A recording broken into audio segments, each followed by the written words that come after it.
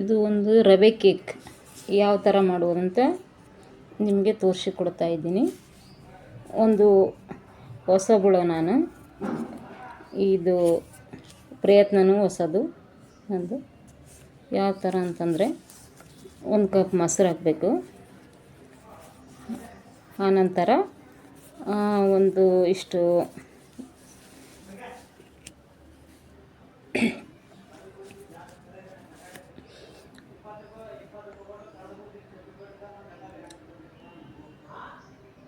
ಒಂದು ಕಪ್ಪಷ್ಟು ಸಕ್ಕರೆ ಸೇರಿಸ್ಕೋಬೇಕು. ಆನಂತರ 2-3 ಸ್ಪೂನ್ ಆಯಿಲ್ ಹಾಕಬೇಕು.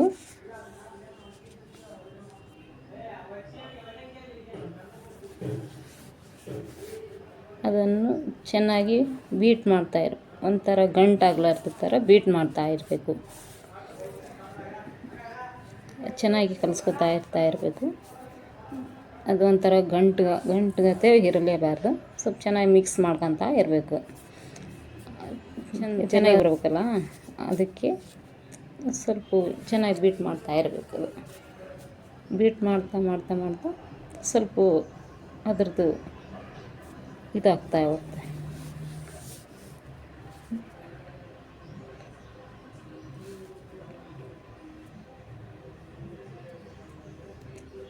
ಅದಕ್ಕೆ 1 ಕಪ್ ಆಗೋಷ್ಟು ಹಾಲು ತೊಗೋಬೇಕು.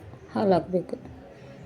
1 ಕಪ್ ಹಾಲು ಹಾಕಿ ಆನಂತರ ಮತ್ತೆ ಬೀಟ್ ಮಾಡಬೇಕು. ಚೆನ್ನಾಗಿ ಮಿಕ್ಸ್ ಮಾಡ್ಕೊತ ಹೋಗ್ಬೇಕು. ಸ್ವಲ್ಪ ಹೊತ್ತು ಮಿಕ್ಸ್ ಮಾಡಬೇಕು. ಅದೆಲ್ಲ ಮಿಕ್ಸ್ ಆಗ್ಬೇಕಲ್ಲ, ಚೆಂದ ಮಿಕ್ಸ್ ಆಗ್ಬೇಕು. ಎಲ್ಲ ಚೆಂದ ಕೇಕ್ ಚೆನ್ನಾಗಿ ಬರ್ಬೇಕಲ್ಲ, ಮಿಕ್ಸ್ ಮಾಡ್ತಾ ಇರಬೇಕು. ಆ ಥರ ಆದ ನಂತರ ಮತ್ತು ಇದು ಗೋಧಿ ಹಿಟ್ಟು ಒಂದು ಹಾಫ್ ಬಟ್ಲ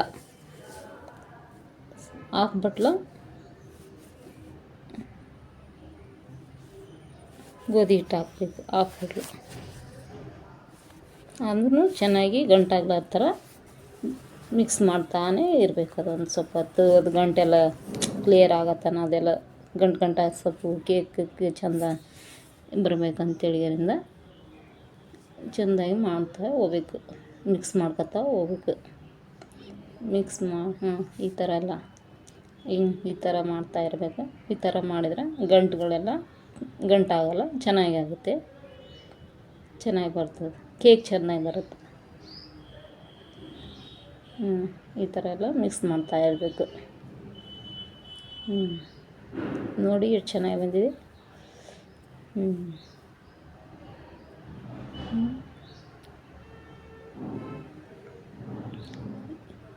ಇದಕ್ಕೆ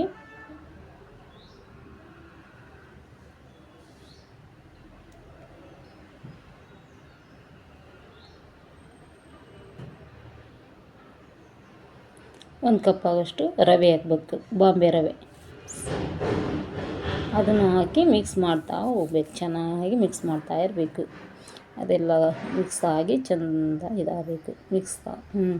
ಅದೆಲ್ಲ ಗಂಟು ಏನಿರ್ಲಾರ್ದಂಗೆ ಚೆಂದ ಮಿಕ್ಸ್ ಮಾಡ್ಕೊತಾನೆ ಇರಬೇಕು. ಅದೊಂದು ಸ್ವಲ್ಪ ಹೊತ್ತು ಮಿಕ್ಸ್ ಮಾಡ್ತಾ ಇರಬೇಕು. ಇದೇ ಥರ ಚೆನ್ನಾಗಿ ಕೇಕ್ ಬಾಯಿಗಿಟ್ಟರೆ ತಿಂದ್ರೆ ಅಷ್ಟು ಕರಗೆ ಬಿಡ್ಬೇಕು. ಬಾಯಾಗಿಟ್ಟರೆ ಆ ಥರ ಚೆನ್ನಾಗಿ ಬರಬೇಕಂತಂದರೆ ಈ ಥರ ಮಿಕ್ಸ್ ಮಾಡ್ತಾನೆ ಇರಬೇಕು ಸ್ವಲ್ಪ ಚೆಂದ.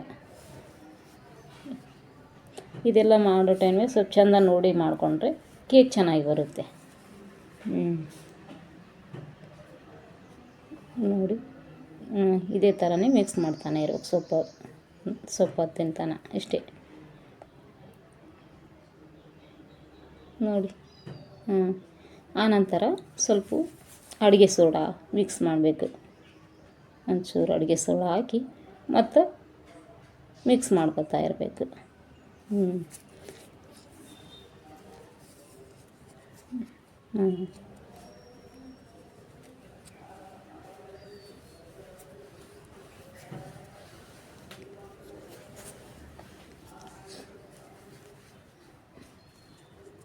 ಆನಂತರ ಒಂದು 10 ನಿಮಿಷ ಅದು ಸೈಡಿಗೆ ಎತ್ತಿಡಬೇಕು ನೆನೆಯೋಕೆ.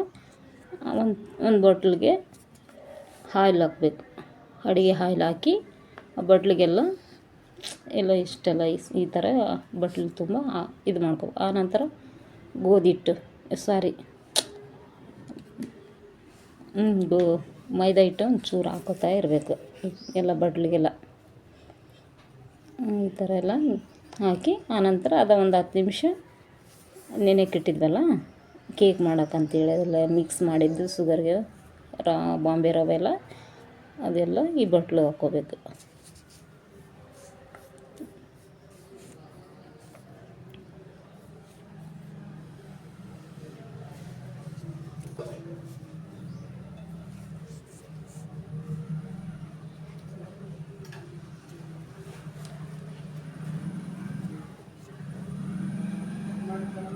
ಎಲ್ಲ ಅದ್ರಲ್ಲಿಂದ ಇದಕ್ಕೆ ಟ್ರಾನ್ಸ್ಫರ್ ಅದು ಅದ್ರಲ್ಲಿ ಎಲ್ಲ ಮಿಕ್ಸ್ ಇದಕ್ಕೆ ಸೇರಿಸ್ಕೋಬೇಕು. ಇದು ಬಟ್ಲಿಗೆ ಈ ಥರ ಒಂದು ದೊಡ್ಡ ಬಟ್ಲ ತೊಗೋಬೇಕ್ರಿ. ತೊಗೊಂಡು ಈ ಬಟ್ಲು ಹಾಕೋಬೇಕು. ಹಾಕ್ಕೊಂಡು ಈ ಥರ ಒಂದು ಸ್ವಲ್ಪ ಇದು ಮಾಡ್ಬೇಕು ಡಿಪ್ಪು. ಅದು ಸ್ವಲ್ಪ ಚೆನ್ನಾಗಿ ಕೇಕ್ ಬರಬೇಕಲ್ಲ, ಅದು ಹಂಗಾಗಿ ಸ್ವಲ್ಪ ಇದು ಮಾಡಬೇಕು. 1-2 ಸರಿ ಹಿಂಗೆ ಬಟ್ಲು ಕೆಳಗೆ ಮ್ಯಾಕ ಈ ಥರ ಇದು ಮಾಡಬೇಕು.